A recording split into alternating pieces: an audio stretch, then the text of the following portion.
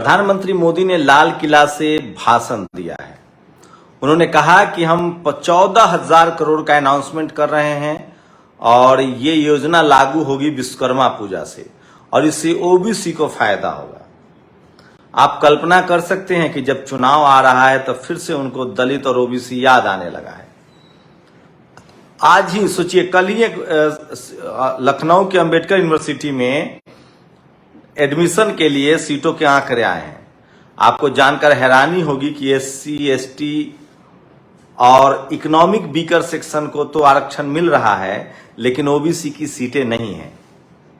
तो आप कल्पना कीजिए कि देश के तमाम राज्यों में एससी, एसटी, ओबीसी और इकोनॉमिक वीकर सेक्शन का रिजर्वेशन लागू है। इकोनॉमिक वीकर सेक्शन का तो सब जगह लागू कर दिया गया है, लेकिन ओबीसी की सीटें घट रही हैं। शेड्यूल कास्ट, शेड्यूल ट्राइब के लोग अपनी सीटें बचाने में कामयाब हो रहे हैं, लेकिन सबसे ज्यादा नुकसान ओबीसी को हो रहा है। आप सबको 15 अगस्त की बधाई, 77वें स्वतंत्रता दिवस की बधाई। लेकिन सवाल है कि जातिवाद से आजादी कब मिलेगी। आज ही के दिन 1947 में 15 अगस्त 1947 को देश को अंग्रेजों से तो आजादी मिल गई, लेकिन जातिवाद, मनुवाद, ब्राह्मणवाद से आज भी आजादी नहीं मिली है। और नतीजा यह है कि वो इसी तरह से हावी है। ये मैं नहीं कह रहा हूं, ये कुछ सबूत और वीडियो दिखाऊंगा, जिसके बाद आपको अंदाजा हो जाएगा कि इस देश में जातिवाद ने किस तरह जड़ें गहरी कर ली है और कोई इस पर बात नहीं करता है। प्राचीन लाल किले से प्रधानमंत्री मोदी भाषण देते हैं, लेकिन जातिवाद के खिलाफ एक शब्द नहीं बोलते हैं। तो ये तस्वीरें पहले सुनिए, उसके बाद बात करेंगे। क्या हो गया बताओ, क्या मामला क्या हो गया? मामला क्या हो गया? मामला क्या हो गया? स्कूल मामला क्या है? मामला ये मैडम ने मेरी जाति को अपमान किया, मुझे झंडा नहीं फहराने दिया। मैं चमार हूं, इसलिए आप प्रतिनिधि हो, सरपंच जवाब दो। प्रतिनिधि तो मुझे झंडा नहीं फहराऊंगा मैडम। ग्राम पंचायत प्रतिनिधि, ग्राम पंचायत में मुखिया सरपंच है बस आप भी नहीं। ये बीजेपी शासित राम राज्य वाले मध्य प्रदेश के छतरपुर का वीडियो है, जहां फिर से एक शेड्यूल कास्ट के सरपंच को जाति की वजह से झंडा नहीं फहराने दिया गया। मैं फिर कह रहा हूं, इस देश में जहां जहां कांग्रेस और बीजेपी ने लंबे समय तक राजनीति की है, वहां वहां जातिवाद अपने शवाब पर है।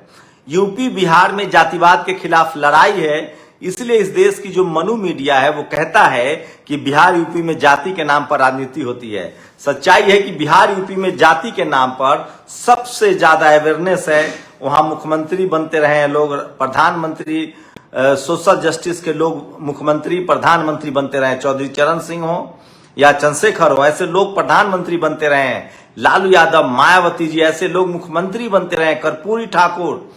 तो ये समझिए कि आज भी आजादी के 77वें साल में हम लोग प्रवेश कर रहे हैं। 76 साल हो गया आजादी का, उसके बाद भी जाति के नाम पर जो दिमाग में जो जहर बैठा हुआ है, जातिवाद बैठा हुआ है, वो खत्म होने का नाम नहीं ले रहा है। इसका एक ही इलाज है, कायदे से एससी एसटी एक्ट को लागू किया जाए और जो भी इस तरह के जातिवादी लोग हैं वो सलाखों के पीछे जाएं। तो सोचिए, मध्य प्रदेश का ये मामला है और ये मुझे झंडा नहीं फहराने दिया गया क्योंकि मैं शेड्यूल कास्ट हूं। बारेलाल अहिरवार, सरपंच, मध्य प्रदेश के छतरपुर में दलित सरपंच को कथित तौर पर झंडा फहराने से रोका गया है। तो ये खबर है आज की सबसे भयानक खबर है। मैं फिर कह रहा हूं, कांग्रेस, बीजेपी कांग्रेस करने वाले लोग ये सब खबरें आपको नहीं बताएंगे, इसलिए आपको सावधान रहने की जरूरत है। तो इसीलिए कह रहा हूं, इस देश में आजादी के 77 साल बाद इस देश में अंग्रेजों से आजादी मिल गई, लेकिन मनुवाद, जातिवाद, ब्राह्मणवाद से कब आजादी मिलेगी, जिस पर कोई बात करने के लिए तैयार नहीं। और मैं इसलिए कह रहा हूं, बहुजनों के लिए सबसे बड़ी खबर है जातिवाद। जब तक इस देश से जातिवाद नहीं जाएगा, तब तक आपकी समस्याओं का हल नहीं है। और ये कोई भी सवर्ण लिबरल पत्रकार जिसको आप लहालोट होकर सोशल मीडिया पर देख रहे हैं, पहले आप टीवी अखबार देखते थे, ये वही तमाम सवर्ण पत्रकार टीवी अखबार में थे जो आज बीजेपी का विरोध कर रहे हैं। तो भी आपके लिए जगह नहीं थी, और आज जब सोशल मीडिया पर है तो भी ये आपके मुद्दों पर बात नहीं करेंगे। ये रिजर्वेशन पर बात नहीं करेंगे, अंबेडकर यूनिवर्सिटी में ओबीसी को रिजर्वेशन है उस पर बात नहीं करेंगे, ये जातीय भेदभाव पर बात नहीं करेंगे। सिर्फ बीजेपी कांग्रेस, कांग्रेस बीजेपी, इस पर भी बताऊंगा। एक पोस्ट लिखा है अमर ने, बहुत शानदार पोस्ट है कि जो लोग एक राइट हैंड है, एक लेफ्ट हैंड है। जो जातिवादी, मनुवादी, ब्राह्मणवादी लोग टीवी में बैठे हुए हैं, कोई बीजेपी के साथ है तो कोई कांग्रेस के साथ है, एससी एसटी ओबीसी के लीडरशिप के लिए कोई तैयार नहीं है। तमाम सवर्ण लिबरल पत्रकार बीजेपी कांग्रेस, कांग्रेस बीजेपी करते हैं, आपके मुद्दे पर बात नहीं करते हैं। चलिए आगे एक और खबर बताऊंगा। आज जो बीएसपी सुप्रीमो मायावती ने ट्वीट किया है, देश की लगभग 140 करोड़ गरीब एवं मेहनतकश जनता के लिए स्वतंत्रता की सही स्थापना तथा उसका समुचित लाभ तभी संभव है जब संविधान की पवित्र मंशा के अनुसार देश में केवल राजनीतिक लोकतंत्र ही नहीं बल्कि सामाजिक और आर्थिक लोकतंत्र भी जमीनी स्तर पर कायम हो, जैसा कि बाबा साहेब की असली मंशा थी। इस पर कोई बात नहीं करेगा जो बाबा साहेब की मंशा थी। और मैं बता दूं, लोकेश पूजा ने एक बड़ा ट्वीट किया है, स्वतंत्रता दिवस पर जातिवाद कैसे काम करता है वो देखिए। और स्वतंत्रता सेनानियों के साथ तिलका माझी, उदा देवी पासी, झलकारी बाई, भगवान बिरसा मुंडा, फूलो झानो, कान्हू, सिद्धू, फूलो, झानू, कानू, ये सब स्वतंत्रता सेनानी थे। उधम सिंह, मतादीन, कोई तिलका माझी, ये सब स्वतंत्रता सेनानी थे। आपने 15 अगस्त 26 जनवरी पर इनका नाम सुना है? बाबा साहेब का भी लोग नाम गायब कर दे रहे थे। तो ये वो कोलाज है जिसको गौर से देख लीजिए। ये वो स्वतंत्रता सेनानी है जिनके नाम को जाति की वजह से 15 अगस्त पर भी गायब कर दिया जाता है। नाम एक बार फिर से सुन लीजिए, भगवान बिरसा मुंडा, उधम सिंह, फूलो, झानो, कानू, उसके बाद तिलका माझी, उदा देवी पासी, झलकारी बाई, सिद्धू, मतादीन। ये वो तमाम महान स्वतंत्रता सेनानी हैं जो सबसे पहले अंग्रेजों से लड़ रहे थे और जिनको अंग्रेजों के वजह से अपनी प्राण गंवाना पड़ा। भगवान बिरसा मुंडा, जिनको सबसे कम उम्र में फांसी हुई, लेकिन इन लोगों के नाम को इतिहास से ही गायब कर दिया गया है, दफन कर दिया गया है। मेरी कोशिश होती है कि इन तमाम लोगों को आपके सामने लाया जाए। मैं इसलिए कह रहा हूं, एससी एसटी ओबीसी माइनॉरिटी के हक अधिकार की बात यही लोग करेंगे और कोई आपके साथ करने नहीं आएगा। तो समझिए। और इसी को लेकर एक ट्वीट लिखा है जो मैं चाहता हूं कि आपको पढ़ के सुनाऊं, उसके बाद बात को हम आगे बढ़ाएंगे। परमिंदर अंबर हैं, साक्षी जोशी, अजीत अंजुम, पुन प्रसून वाजपेयी जैसे लोग हम सब सराह रहे हैं। ये सब लोग पहले टेलीविजन में थे, जहां आज भी एससी एसटी ओबीसी को उन्होंने नौकरियां नहीं दी। ये सब थे, साक्षी जोशी, अजीत अंजुम, पुन प्रसून वाजपेयी जैसे लोगों को हम लोग सब सराह रहे हैं। उनकी वीडियो शेयर करते हैं। जानते हैं, पुन प्रसून वाजपेयी ने 86 में 56 एसडीएम का मुद्दा उठाया था, अखिलेश यादव जब मुख्यमंत्री थे, जबकि वह खबर फर्जी थी। मायावती जब मुख्यमंत्री थी तो ये सारे लोग पत्रकार थे। लालू यादव जब मुख्यमंत्री थे तो ये सारे लोग पत्रकार थे। जब ओबीसी कमीशन लागू हो रहा था तो ये सारे लोग विरोध में थे, जब तब छात्र थे, जबकि वह फर्जी खबर थी। यह बात उनको उस समय भी पता रही होगी।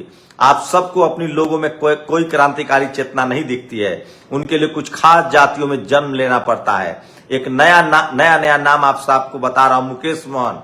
उनका वीडियो आप लोग देख कर आइए, आपको लगेगा कि आपके मुद्दे कौन उठा रहा है। आप फिर भस्मासुर पाल रहे हैं। अगर प्रधानमंत्री पद के लिए अखिलेश यादव, मायावती, नीतीश कुमार का नाम आगे आएगा तो मेरी बात याद रखना, इन सब के सुर बदल जाएंगे। यह देश जाति की बुनियाद पर खड़ा है। जाति सबसे बड़ा रोल तय करती है कि कौन कितना बड़ा आदमी बनेगा। यहाँ कोई मार्टिन लूथर सपना देखना चाहेगा तो उसके सपने को कुचलने वाले लोग हैं। आप सबकी आदत हो चुकी है, जब भी आपका उद्धार होगा तो उसके लिए किसी भू देवता की जरूरत पड़ेगी। अपनी रोजी रोटी के लिए चला रही यूट्यूब चैनल वालों, मैं आपकी क्रांति दिख रही है तो आपको वह क्रांति मुबारक। सोचिए, वो तमाम सवर्ण पत्रकार हैं जो कल तक टेलीविजन में थे। मैं फिर कह रहा हूं, कांग्रेस या बीजेपी या कांग्रेस, जब तक कांग्रेस बीजेपी नहीं थी ये सब कांग्रेसी थे। जैसे ही बीजेपी आ गई, उधर सेट नहीं हो पाए तो ये सब कांग्रेसी हो गए। ठीक कहा है अंबर ने कि अगर कल अखिलेश यादव, मायावती, नीतीश कुमार की बारी आएगी तो ये सब के सब अपने असली रंग में आ जाएंगे। ये आपके रिजर्वेशन पर बात नहीं करेंगे, ये कास्ट एट्रोसिटी पर बात नहीं करेंगे, ये SC ST OBC पर बात नहीं करेंगे, ये सिर्फ हिंदू मुस्लिम हिंदू मुस्लिम हिंदू मुस्लिम, ये प्रो मुस्लिम दिखेंगे ताकि मुसलमान इनके दर्शक बने रहे, लेकिन उनके भी कॉन्स्टिट्यूशनल राइट्स के बारे में ये बात नहीं करते हैं। तो ये आप लोग को तय करना है। मैं फिर कह रहा हूं कि आपको तय करना है कि आप कैसे सोचते हैं। मैं इसलिए कह रहा हूं कि आपको आज लगता होगा ये है मीडिया स्ट्रेटजी, ये है पावर टूल, चित भी मेरी पट भी मेरी। तो परविंदर ने समझा और मैंने एक नेशनल दस्तक के ट्विटर अकाउंट पर मैंने एक पोल चलाया है, लाल किला से अगली बार पीएम मोदी भाषण दे पाएंगे या नहीं 2024 में, जानिए क्या होगा। 442 लोगों ने पिछले 1 घंटे में वोट किया है, जिसमें 93% लोगों का कहना है कि प्रधानमंत्री मोदी की वापसी नहीं होगी। सबसे पहले नीतीश कुमार ने कहा कि 2024 में नहीं आ पाएंगे। उसके बाद लालू यादव ने कहा है कि ये लाल किले पर झंडा नहीं फहरा पाएंगे। अब खड़गे ने कहा है। तो सोचिए SC ST OBC के लोग लगातार एकजुट हो रहे हैं। और मैं फिर कह रहा हूं, सोशल मीडिया पर जिस तरह की खबरें आ रही है, ये लोग प्रधानमंत्री मोदी के जो लोग जानकार कह रहे हैं कि आज जो उनका भाषण था उससे साफ था कि उनकी वापसी लगभग असंभव लग रही है। तो ऐसे वक्त में जब चारों तरफ से दबाव है, जाति जनगणना का मुद्दा कोई नहीं उठा रहा है। आपने एक वीडियो देखा जाति जनगणना पर तमाम सवर्ण लिबरल पत्रकारों का? चलिए लखनऊ यूनिवर्सिटी में अब सिटी नहीं OBC के उस पर नहीं देखेंगे ना। इसलिए मैं कह रहा हूं कि मुस्लिम समाज के जो दर्शक है उनको भी समझना पड़ेगा कि आपका संवैधानिक अधिकार OBC के रूप में सुरक्षित है, या आप अगर जम्मू कश्मीर में है तो शेड्यूल्ड ट्राइब के रूप में सुरक्षित है। धर्म के नाम पर आप जितना डिस्कोर्स खड़ा करेंगे, जितनी बहस करेंगे, जीत उसकी होगी जो ज्यादा संख्या में है धर्म पर। एक बार ये देश धर्म के नाम पर बढ़ चुका है। उस समय कुछ लोग मुसलमान के खिलाफ थे, कुछ लोग मुसलमान के साथ थे। नतीजा क्या हुआ? देश बटा। जो संवैधानिक बात ना करे, जो संविधान की बात ना करे, जो SC ST OBC किसानों की बात ना करे, जो भी धर्म के नाम पर, दो धर्म में 2 लोग होते हैं, एक धर्म के, एक मुसलमानों के साथ और एक मुसलमानों के खिलाफ। लेकिन इन दोनों लोगों का आप चरित्र देखिए, कैरेक्टर देखिए, किससे फायदा किसको हो रहा है। RSS और BJP चाहती है कि इस देश में धर्म का डिस्कोर्स शुरू रहे। इसलिए बाबा साहब ने कहा है कि एक लेफ्ट हैंड है, एक राइट हैंड है। इस देश के जो सवर्ण पत्रकार हैं, चाहे वो प्रो BJP हो या प्रो कांग्रेस हो, वो प्रो BJP हो सकते हैं, प्रो कांग्रेस हो सकते हैं, लेकिन वो SC ST OBC के संवैधानिक अधिकारों के पक्ष में नहीं हो सकते हैं। और तो वो तमाम खबरें अब सोशल मीडिया पर एक सबसे ज्यादा एक और है, मोनू मानेसर को लेकर कल एक बयान आया था कि उनको क्लीन चिट मिल गई। ऐसा नहीं है। राजस्थान पुलिस ने ट्वीट करके कहा है कि हमने अभी उनको क्लीन चिट नहीं दिया है और जांच जारी है। और RSS ने अपने मुख्यालय पर कितने वर्ष तिरंगा नहीं फहराया? 52 वर्ष तक नहीं फहराया, जो सोशल मीडिया पर वायरल खबरें हैं। और इसलिए कह रहा हूं, सोशल मीडिया ही सच्चा मीडिया है, सोशल मीडिया ही बहुजन मीडिया है। और जाते जाते ये वीडियो देखिए किस तरह से एक दलित सरपंच को झंडा नहीं फहरा दिया गया।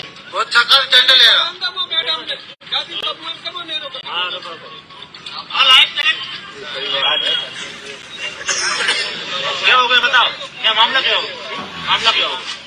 मामला क्या हो गया? स्कूल मामला क्या है?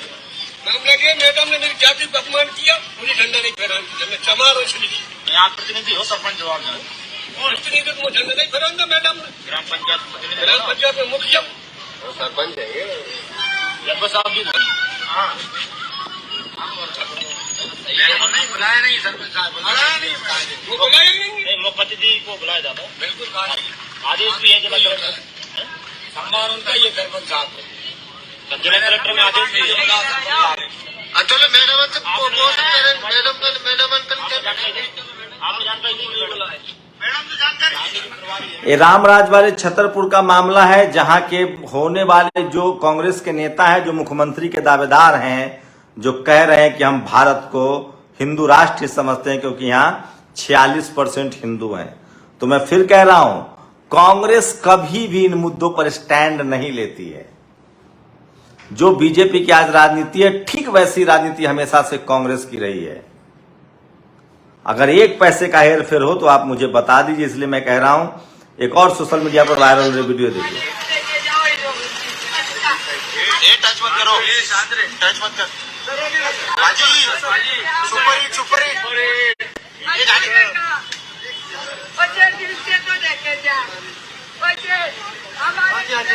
ये बीजेपी के सांसद हैं सनी देओल, जिनके ये प्रतिक्रिया दिखा रहा था मैं। और अब बहुजन समाज के लिहाज से सबसे बड़ी खबर, पहले ये देख लीजिए, देखिए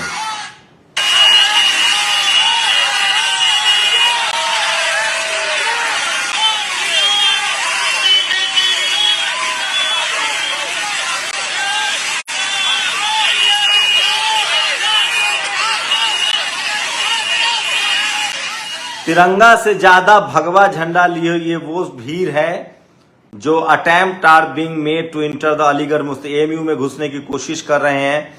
मैं दलित पिछड़े आदिवासियों से कहना चाहता हूं कि हिंदू मुस्लिम के जाल में न फंसे, अपने बच्चों को हथियार न पकड़ाएं, इस तरह के जातीय और हिंसक धार्मिक हिंसक झुंड में न भेजें। जो लोग भी हिंदू मुस्लिम करते हैं उनसे सावधान रहें, अपने संवैधानिक अधिकारों के लिए सजग रहें। जो ये काम जो कर रहे हैं, ये देखिए, बहुत लंबा खींचने की भी आवश्यकता नहीं है, तो बहुत संक्षेप में 5-7 मिनट के अंदर अपनी पूरी रात रखूंगा, क्योंकि रात का समय है। मुझे लगता है 8:30-9 के आसपास का टाइम होने वाला होगा या हो गया होगा। तो आज यहाँ पर आप रात में यहाँ जुटे हुए हैं, तो इसका मतलब एक ही है कि आप लोग भी चिंतित हैं हम लोगों की तरह। अगर आप सुनना चाहते हैं जातिवाद जनगणना को लेकर और तमाम मुद्दों को लेकर जिस तरह बताया, तो मैं पॉइंट टू पॉइंट बहुत शॉर्ट में 1-1 मिनट में 3-4 जो मुद्दे उन्होंने उठाए उसको क्लियर कर देता हूँ। मैं नहीं और बहुत लंबा खींचने की भी आवश्यकता। तो ये अनिरुद्ध मंडल हैं जो ओबीसी जाति जनगणना को लेकर अकेले इन्होंने एक छोटी सी गाड़ी ऑटो लेकर यूपी में दौरा कर रहे हैं, और देश यूपी में हर जिले में जाकर ये 2024 तक लगातार यात्रा जारी रखेंगे। अगर आपके सामने गुजरते हैं तो आप भी इनकी मदद कीजिए। ये अनिरुद्ध विद्रोही हैं जो अकेले अपने दम पर लोगों की मदद से जाति जन काम तो कायदे से नेताओं को करना चाहिए था। जो ओबीसी लीडरशिप वाली पार्टियां हैं उनके नेताओं को घरों से निकलना चाहिए था। मैं इसलिए कह रहा हूं बहुजन समाज को कि अपना नेता सड़क का चुनो। आपको ऐसे अनिरुद्ध विद्रोही जैसे नेता चुनने चाहिए जो सड़कों पर अपनी जान हथेली पर रखकर आपके संवैधानिक अधिकार के लिए संघर्ष कर रहा है। कायदे से इस देश के तमाम एससी, एसटी, ओबीसी किसान नेताओं को निकलना चाहिए, जो रिजर्वेशन के पक्ष में है, जो संवैधानिक अधिकार के पक्ष में है। अगर आपके सामने से अनिरुद्ध मंडल की, कहीं से अनिरुद्ध विद्रोही की अगर कोई यात्रा निकले तो आप इनकी जरूर मदद कीजिए। अकेले ऐसे युवा हैं जो अपने संवैधानिक अधिकार के लिए, समाज के संवैधानिक अधिकार के लिए सड़कों पर हैं, नहीं तो आपके साथ यही होगा। लखनऊ स्थित बाबा साहेब भीमराव अंबेडकर यूनिवर्सिटी में ओबीसी के लिए आरक्षण नहीं है, लेकिन ईबीएस के लिए आरक्षण लागू हो गया है। जब कोई ओबीसी इस यूनिवर्सिटी में आरक्षण की मांग करते हैं तो यही ईबीएस आरक्षण वाले लोग कहते हैं कि ये लोग दलित विरोधी हैं, इसलिए बाबा साहेब भीमराव यूनिवर्सिटी में आरक्षण मांग रहे हैं। अब बताओ दलित विरोधी कौन है? जनरल के लिए 179 सीट, एससी के लिए 149 सीट, एसटी के लिए 53 सीट, ईबीएस के लिए 22 सीट और ओबीसी के लिए 0 सीट है। तो ये जनरल के लिए 179 सीट क्यों है और ये 22 सीट इकोनॉमिक वीकर सेक्शन के लिए क्यों है? यहाँ सिर्फ शेड्यूल कास्ट, शेड्यूल ट्राइब के ही बच्चों को क्यों नहीं पढ़ाया जा रहा है? ये सबसे बड़ा सवाल है जो और कोई नहीं पूछेगा। मैं इसलिए कह रहा हूं कि सोशल मीडिया ही सच्चा मीडिया है, सोशल मीडिया ही बहुजन मीडिया है। तो आज स्वतंत्रता दिवस है। अगर अपने संवैधानिक अधिकारों के प्रति आप सजग नहीं हुए तो आप इस देश में आजादी के बाद भी सामाजिक रूप से, आर्थिक रूप से और राजनीतिक रूप से 2 दर्जे के नागरिक बने रहेंगे। शुक्रिया। नेशनल दस्तक की आपसे गुजारिश है कि अगर इसको बचाना चाहते हैं तो नेशनल दस्तक को सब्सक्राइब करने के लिए रेड कलर के सब्सक्राइब बटन को दबाएं, फिर बेल आइकन की घंटी दबाएं। नेशनल दस्तक को बचाने के लिए बहुत जरूरी है कि हर खबर को शेयर करें, लाइक करें, कमेंट जरूर करें।